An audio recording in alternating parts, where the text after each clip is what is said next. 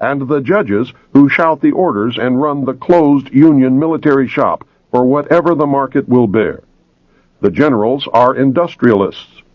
The presidential level of commander-in-chief is shared by the international bankers. The people know that they have created this farce and financed it with their own taxes, but they would rather knuckle under than be the hypocrite. Thus, a nation becomes divided into two very distinct parts, a docile subnation and a political subnation. The political subnation remains attached to the docile subnation, tolerates it, and leaches its substance until it grows strong enough to detach itself and then devour its parent. Human beings are machines, levers which may be grasped and turned, and there is little real difference between automating a society and automating a shoe factory. Factor 1. As in every social system approach, stability is achieved only by understanding and accounting for human nature. A failure to do so can be, and usually is, disastrous. As in other human social schemes, one form or another of intimidation, or incentive, is essential to the success of the draft. Physical principles of action and reaction must be applied to both internal and external subsystems. To secure the draft, individual brainwashing, programming, and both the family unit and the peer group must be engaged and brought under control. Factor 2. Father. The man of the household must be housebroken to ensure that Junior will grow up with the right social training and attitudes. The advertising media, etc., are engaged to see to it that father-to-be is compliant before or by the time he is married. He is taught that he either conforms to the social notch cut out for him or his sex life will be hobbled and his tender companionship will be zero. He is made to see that women demand security more than logical, principled, or honorable behavior. By the time his son must go to war, father, with jelly for a backbone, will slam a gun into Junior's hand before father will risk the censure of his peers or make a hypocrite of himself by crossing the investment he has in his own personal opinion or self-esteem. Junior will go to war, or father will be embarrassed. So Junior will go to war, the true purpose notwithstanding. Factor 3. Mother. The female element of human society is ruled by emotion first and logic second. In the battle between logic and imagination, imagination always wins. Fantasy prevails. Maternal instinct dominates, so that the child comes first and the future comes second. A woman with a newborn baby is too starry-eyed to see a wealthy man's cannon fodder or a cheap source of slave labor. A woman must, however, be conditioned to accept the transition to reality when it comes, or sooner. As the transition becomes more difficult to manage, the family unit must be carefully disintegrated, and state-controlled public education and state-operated child care centers must become more common and legally enforced so as to begin the detachment of the child from the mother and father at an earlier age. Inoculation of behavioral drugs can speed the transition for the child. Factor 4. Junior.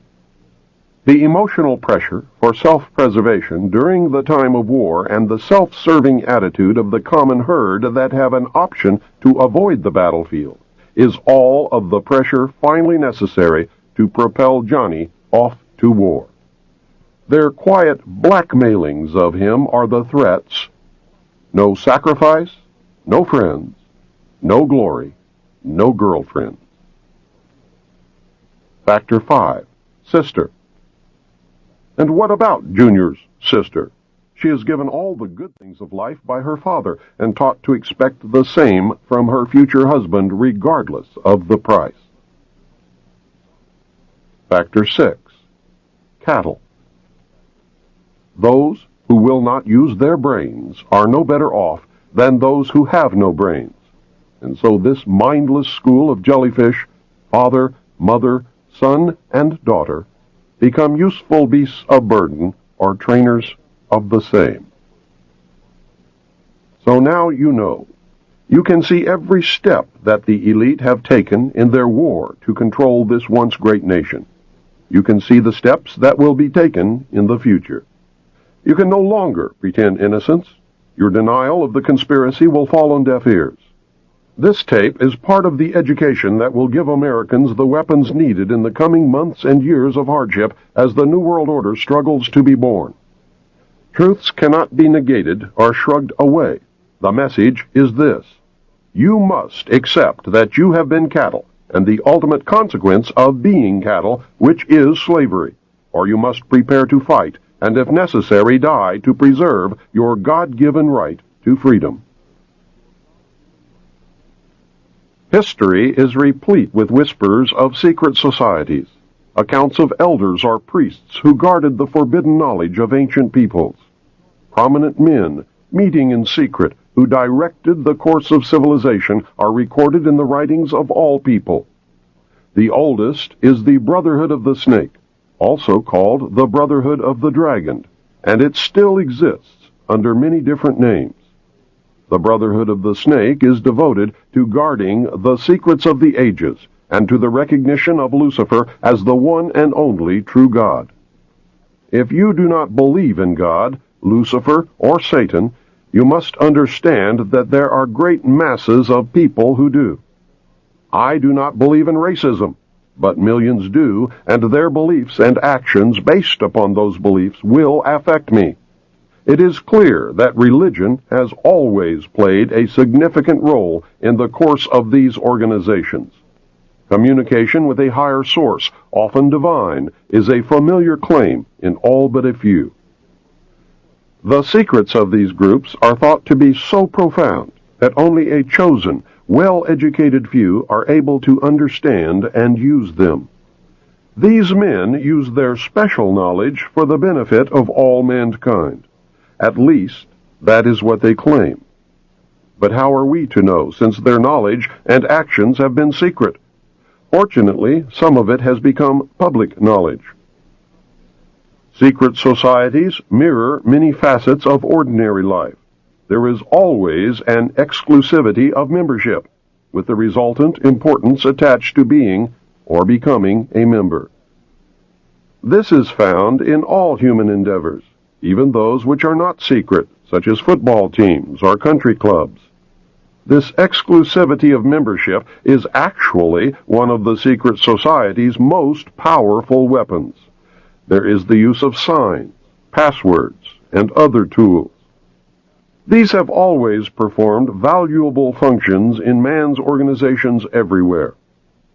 The stated reason, almost always different from the real reason for the society's existence, is important. It can be anything, but is usually fraternal and is found in all pressure groups wherever people congregate.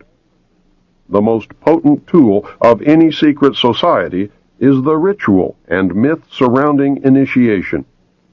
These special binding ceremonies have very deep meaning for the participants.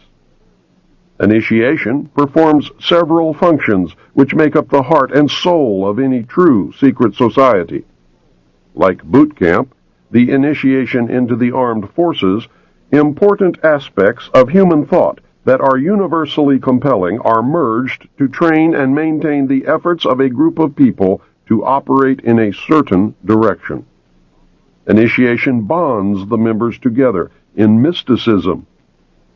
Neophytes gain knowledge of a secret, giving them special status.